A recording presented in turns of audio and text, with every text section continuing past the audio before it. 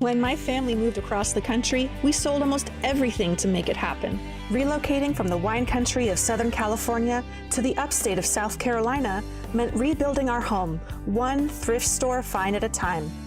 I'm a writer, speaker, published author, and now the owner of Carolina & Country, selling uniquely designed and thoughtfully handcrafted goods to customers coast to coast. Hi friends, I'm your host, Christine Chappell, and I'd like to invite you into the Carolina & Country workshop, where the trial and error of upcycled design takes place. Watch the process from start to finish, from thrift store find to home decor treasure and all the messiness in between. I am no expert. I'm just a married mother of 3 trying to live that upcycled life. It all started with one of the most craziest things our family has ever done, a cross-country move.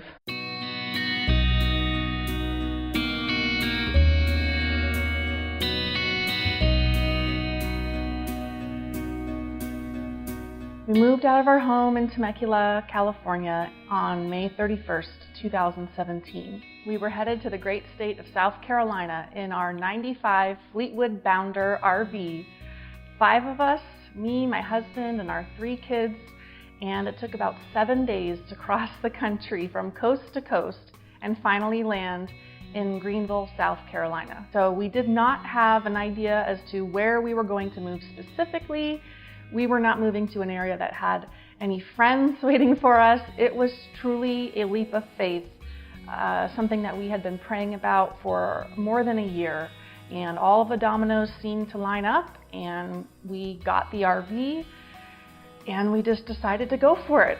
Once we determined that we were going to make the Greenville area our home, my husband got on a plane and flew back to California to get all of our stuff out of storage onto a hollowed out trailer and to tow that trailer across the country. He was going to make a second cross-country drive in less than 2 months without anyone with him, and me and my 3 children went up to Virginia to stay with my mom. What was supposed to only be a 2-week separation ended up being 30 days of no husband and no home, and it was super stressful, and I really feel like started to set off a lot of old hang-ups and brokenness that I thought I would never have to deal with again. Once we finally did get settled in Easley, South Carolina, we got moved in, but we had sold almost all of our personal possessions to make the trip across country as light as possible. And so we moved into the house with our mattresses and not a whole bunch else. During this whole process, I definitely slipped into a depression, a fierce depression that I had not faced for quite some time. You know, the thing with depression, if you experience it for a long period of time, you think that when you go through it the next time, you'll just do better.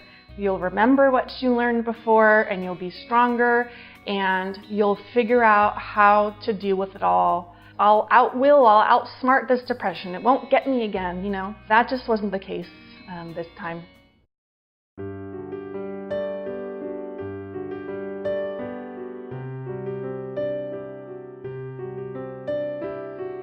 During this whole rebuilding process, I really struggled to find joy in anything. It was a really dark time, and suicidal thinking became an everyday activity, and it never left me, you know. And it was a really dark place, and it was a really sad place. I knew I didn't want to be there, but I just couldn't pick myself up out of it. And it was going on about 45 days of looking at my Bible and not even being able to come close to it. And this is coming from someone who, you know, before she left Temecula, was all about being in the Bible every day, and is so exciting. There I am, 6 years later, in Covenant Grace, worshiping the Lord, and the Word, the Bible, that used to be just a guttural reaction of hatred 6 years later is the thing that I cannot get enough of. And it's just the passion and the drive and everything just went away to the point where I thought the Holy Spirit packed up and left me. That's the only explanation. What other explanation is there than God's Spirit is no longer in me? Because without Him, I can't have this desire. And so it was devastating. Even though you know it's impossible, and even though you know it's not true, it's this sense of dread, and it's awful, awful. Things were spiraling downhill very quickly, and it was one morning when I spoke to my husband and was fighting against going to the ER for help. So that morning, we got in the car and drove to the emergency room, and I voluntarily admitted myself for suicidal thinking and a very severe case of depression, and we were just desperate to do something. After all of that, they decided that my best option would be to be hospitalized in the mental hospital and to get treated there for the symptoms that I was experiencing. This was not my first go-round at the mental hospital. I had an episode when I was a teenager and was there for a 72-hour hold, but this was my first experience in a mental hospital as a believer. And I did not want to go. Every step I took down that hallway was me fighting against my flesh to turn and run away. And I just kept saying to myself, or really I feel like it was the Holy Spirit ministering to me, you know, the Psalm, when I am afraid, I put my trust in you, because I was very afraid. I remembered the experience from before, and I didn't want to go through it again. It's not a place that anyone wants to go, but step by step, I prayed that prayer, that Psalm, when I am afraid, I put my trust in you, and walked through the doors. I spent about 7 days in the mental hospital and then was released. I was diagnosed with bipolar disorder 2. There's just so much fear and shame and guilt and fear of man, and the thought that how is this going to affect my ministry? How am I going to ever be able to write again? How is this affecting my credibility? Am I going to be accepted by my friends? Are people going to ridicule me or tell me that if I only would have just done X, Y, and Z, I would never have gone through that experience? And the list goes on and on. It's just very overwhelming. 2 weeks after I got out of the mental hospital, I reflected on the experience by writing down my thoughts, and it turned into an article that would later be published at Desiring God.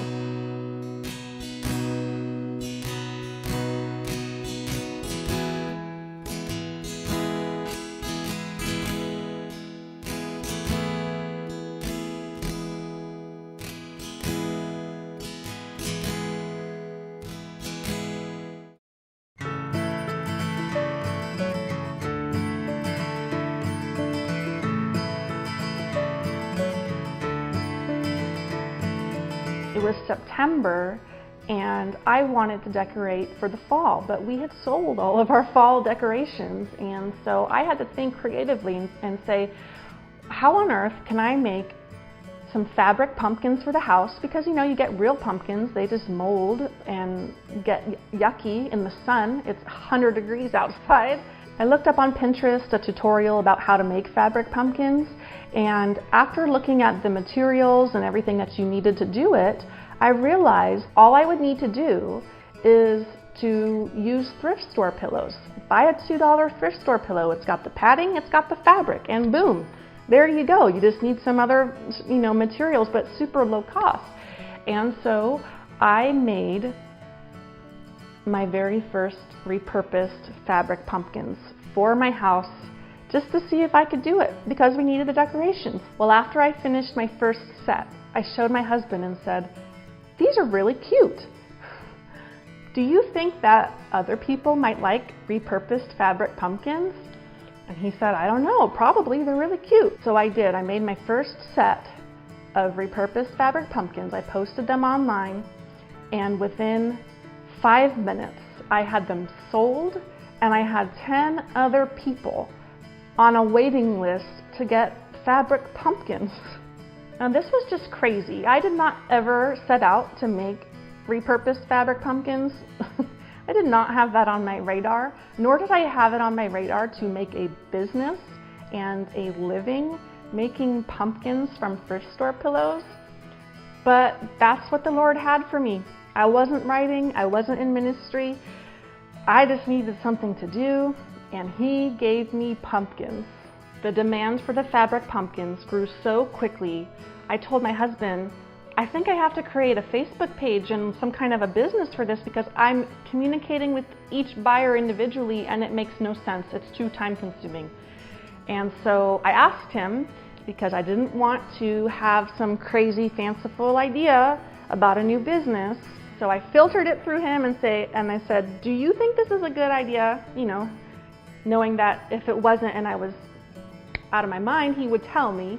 And he said, yes, you absolutely should. And so that's how Carolina and Country even began, was just in a response to trying to communicate with the customers as I was making new sets of fabric pumpkins. Friends, it's Christine, and I'm here at the Westies Outdoor Market, and I just wanted to give you a tour. Facebook Live. Well, there's a slow minute, and my hair is poofy. Don't mind that. Let's look at the pumpkins.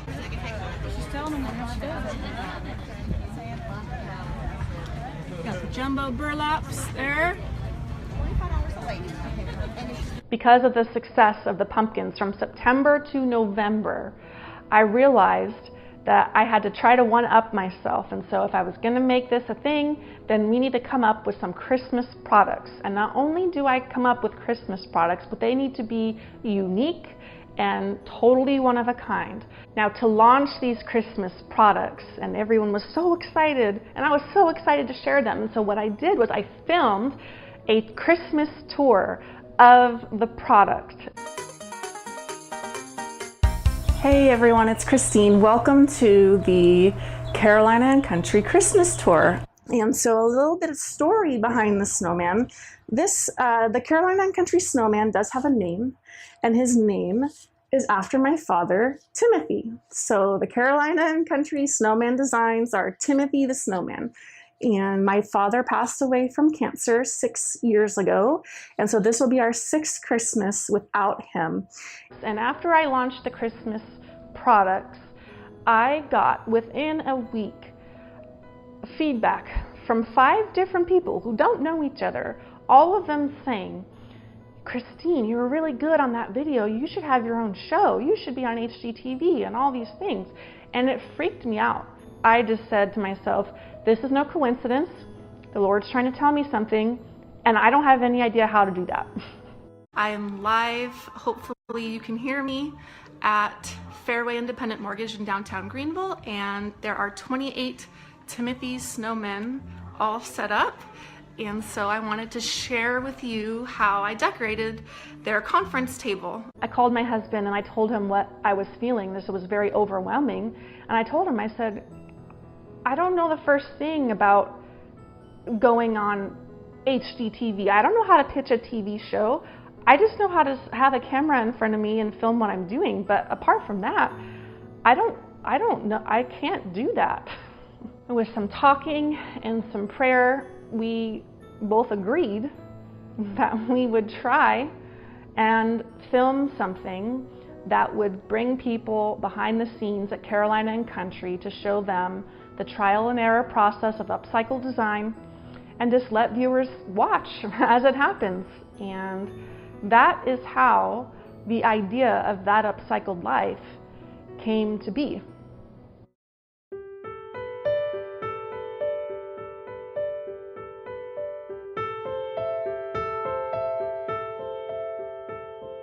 January 2018, I announced that I was going to be launching this show, and I wasn't really sure exactly what it was all going to look like. I just knew that if I could just get 6 episodes done, and you can call this a success, because that means you did it. You were able to figure it all out, and if you do nothing else with it, you can at least know You got the 6 episodes. You were able to produce a season.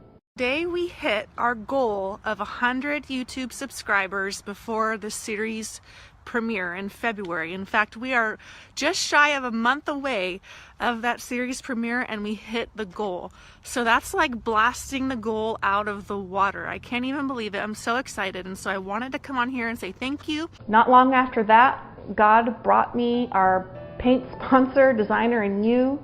You can see the team is hard at work in the background. Team, can you guys say wave? Hey! Hi!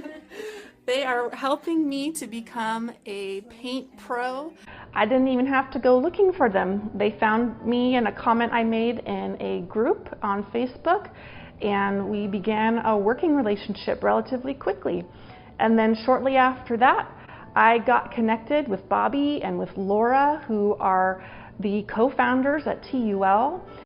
I have with me 2 really amazing ladies who have decided that they want to contribute to TUL in a way that far surpasses my expectations. And we were working with fellow Christian female writers and authors and ministry leaders to collect upcycled minute devotions. Living the upcycled life means believing that life doesn't have to be pain-free to be full, and that God will meet us in our pain and our tears and our heartache and give us everything we need to grasp that full life, no matter what our circumstances.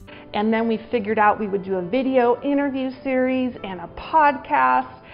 It was crazy how this developed so quickly. Hey, Carolina and country friends, Christine here. I am making the rounds on all the places to go live real fast before I have to pick up my son from school, because I wanted to share with you, along with my daughter Charlotte, who has been stealing the show all day, that upcycled life is here. If you haven't already heard about it, a few months ago, I started on a plan and a journey that I really feel the Lord was calling me to, which was to produce a YouTube show that combined 2 of my worlds, my DIY, crafting, creative side with my faith and ministry and writing side. And so, long story short, that upcycled life was born. And then at a networking event, my husband met a representative from Habitat for Humanity in Greenville, and they piqued an interest at the show and what we were doing with the upcycling projects and the mission of the show, and talking about how even the most broken things can be upcycled in the right hands. You can imagine my excitement when I was connected to the Habitat for Humanity of Greenville County Restore Division. I am so excited to share that the audience at TUL is now going to be getting inside looks of the Habitat for Humanity restores in Greenville County. Viewers are going to be coming into the stores with me as I search for items that I can upcycle on the show, and we're even going to have some of the finished products on display in the local stores for visitors and shoppers to see. Here we are at the end of season 1, and we have had fantastic upcycled minute devotions. We have had the ups and downs of upcycled design. We have had killer interviews hosted by Bobby Shea, getting to real life, nitty-gritty, hard places of the human experience and how the gospel speaks hope and truth and light into those experiences. And then we have had Laura Fleetwood's Reflections podcast, wrapping it all up together and helping us to think deeper about the topics that we've been discussing and the projects that we've been working on TUL. And so I just can't even tell you that it's only been 12 months since we left California. And look what God has done. God will not leave you where you are at. And there is a hope greater than what we can see or think or feel. And that is Jesus Christ himself. Look at all of the things that you have seen in this story. Connect the dots and then listen to Zechariah 2:5. And I will be to her a wall of fire all around, declares the Lord, and I will be the glory in her midst. The point of this testimony is not my glory. This isn't some kind of happy ending story. I still struggle. we still struggle. We still have financial struggles. I still have emotional struggles. I still have ups and downs related to bipolar.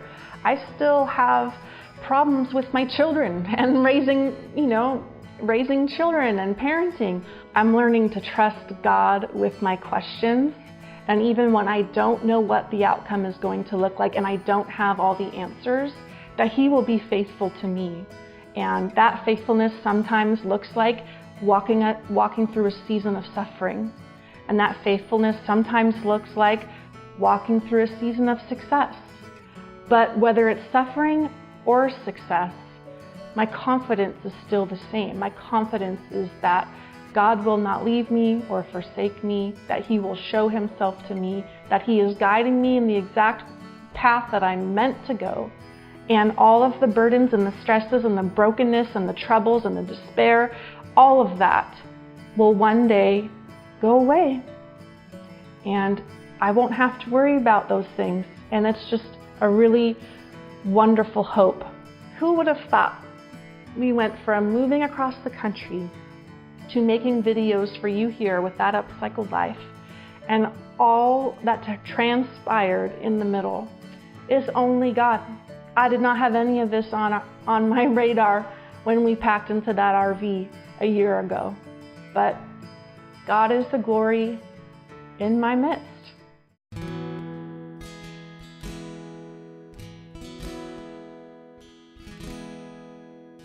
There